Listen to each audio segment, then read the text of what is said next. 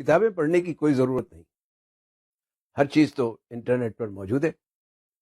کتابیں پڑھنے کا کیا فائدہ؟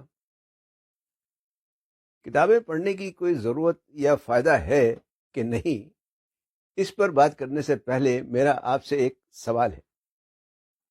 کیا آپ بتا سکتے ہیں کہ انٹرنیٹ پر کتنا ڈیٹا موجود ہے؟ مشکل سوال ہے، اس لیے کہ انٹرنیٹ پر ہر لمحے ڈیٹا میں اضافہ ہوتا چلا جا رہا ہے، بے تحاشا اضافہ ہوتا چلا رہا ہے۔ لیکن ایک اندازے کے مطابق سن 2022 تک انٹرنیٹ پر 175 زیٹا بائٹ ڈیٹا موجود تھا۔ ایک زیٹا بائٹ 1000 ایکسا بائٹ کے برابر ہوتا ہے، اور 1000 ایکسا بائٹ 1 ٹریلین گیگا بائٹس کے برابر ہوتا ہے۔ اور اب تو آرٹیفیشل انٹیلیجنس نے سونے پر سہاگا کر دیا ہے، بات انفارمیشن ایکسپلوژن سے بھی آگے جا چکی ہے۔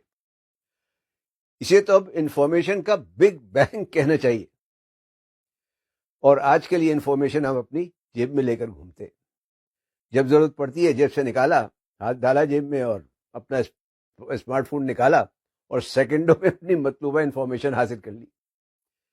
ایسے میں یہ کہنا ہے کہ اب کتابیں پڑھنے کی کوئی ضرورت نہیں یا کتابیں پڑھنے کا زمانہ گزر گیا، کچھ ٹھیک ہی لگتا ہے۔